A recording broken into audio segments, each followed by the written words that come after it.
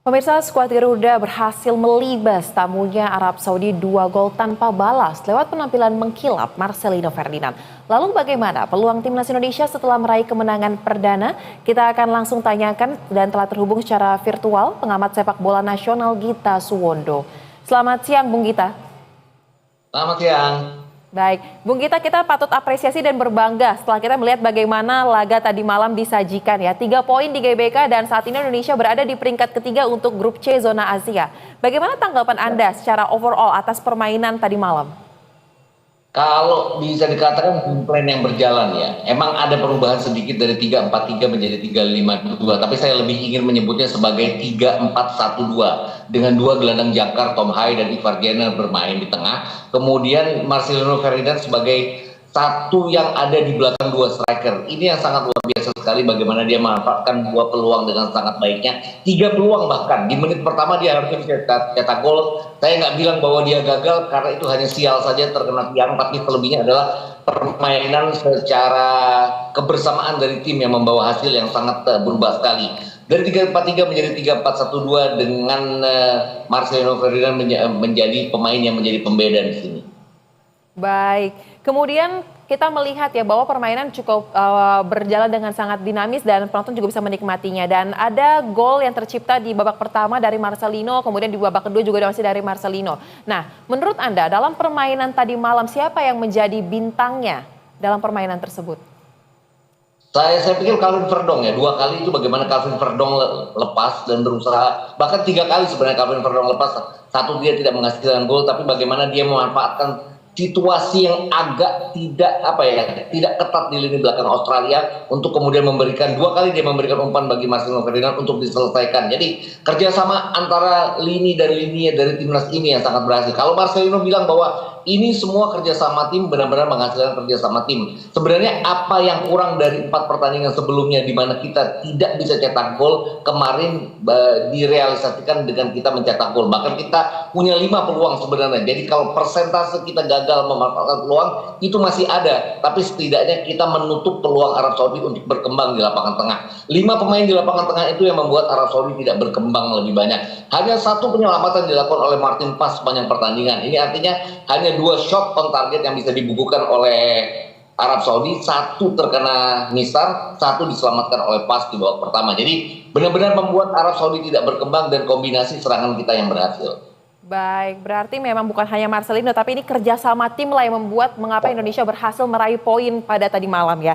Nah, kemudian kita melihat ya sebenarnya secara statistik dan juga hitung-hitungan di atas kertas, Arab Saudi juga sebenarnya tim yang bagus, tim yang kuat. Bahkan kalau kita bicara Piala Dunia, dulu dia berhasil mengalahkan Argentina. Nah, menjadi pertanyaan saya,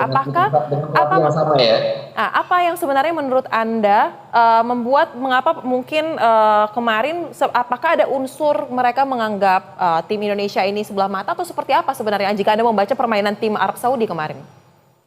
Saya sih nggak yakin mereka menganggap sebelah mata karena dipegang oleh Mancini pun mereka tahu kekuatan kita. Di babak pertama pada saat kita bermain di Riyadh kita menguasai jalannya pertandingan. Hanya kemudian kita agak keteteran di babak kedua di mana mereka kemudian nyaris unggul tapi kita berhasil menahan mereka 1-1. Saya nggak yakin mereka memandang sebelah mata. Hanya saja kita bisa menguasai lapangan tengah, kita bisa menutup semua pergerakan mereka sehingga praktis mereka hanya menghasilkan tendangan-tendangan dari luar kotak penalti yang melambung. Ya hanya 1 yang mengenai target saat itu dan bisa dipatahkan oleh Pas. Jadi lebih ke game plan kita untuk mematahkan serangan Arab Saudi dan kombinasi serangan kita untuk menghasilkan gol. Ini kenapa kita bisa menang laga kemarin. Bahkan kalau kita balik pertandingan melawan Jepang pun kita sebenarnya punya 3 peluang di depan di awal sebelum mereka mencetak gol pertama di menit ke-35. Kita tidak menuntaskan peluang itu. Di sini kita menuntaskan peluang itu. Ini yang selalu saya bilang bahwa kalau kita bisa klinis, kita bisa mengalahkan siapapun. Ini yang kita lakukan kemarin, klinis. Di depan kita punya peluang, kita tuntaskan jadi gol.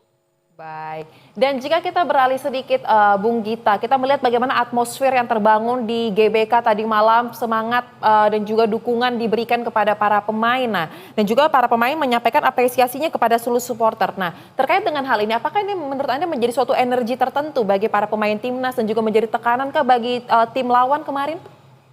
Enggak, saya nggak yakin bahwa Arab Saudi juga terbiasa ya dengan yang namanya tekanan dari lawan. Bahkan pertandingan melawan Bahrain pun mereka punya tekanan dari supporter lawan pun mereka bisa atasi.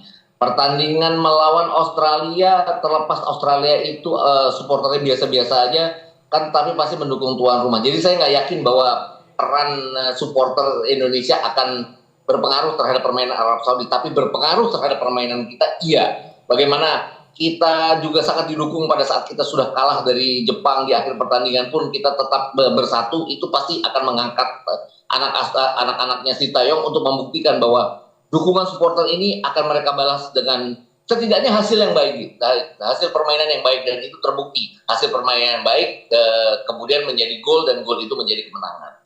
Baik, terakhir Bung Gita, Erick Thohir juga sempat menyuarakan evaluasi dan selain apresiasi tentunya atas performa timnas tadi malam. Nah, menurut Anda, apalagi kira-kira yang masih harus diperkuatkan oleh timnas kita? Karena kan laga akan masih berlanjut pada tahun depan bulan Maret menghadapi Aussie yang saat ini bertengger di posisi 2 dan Bahrain di posisi 5. Apalagi yang harus diperbaiki dan diperhatikan oleh Coach Sinteyong dan juga timnas terkait dengan Lini belakang kita harus tetap seperti kemarin ya, solid. Di tengah juga kita menguasai jalannya laga, seperti halnya di 30 menit pertama melawan Jepang. Dan yang penting adalah bagaimana kita klinis di depan. Ini yang saya selalu ulang berkali-kali, bahwa kita harus benar-benar menuntaskan semua peluang menjadi gol. Terutama pada saat kita berhadapan dengan lawan-lawan yang menjadi saingan kita untuk ada di urutan keempat nanti. Pada saat kita menjamu Bahrain, pada saat kita menjamu Cina. Dan berusaha untuk bermain draw pada saat kita, setidaknya bermain draw atau mengimbangi Australia pada saat kita nanti tandang ke Down Under.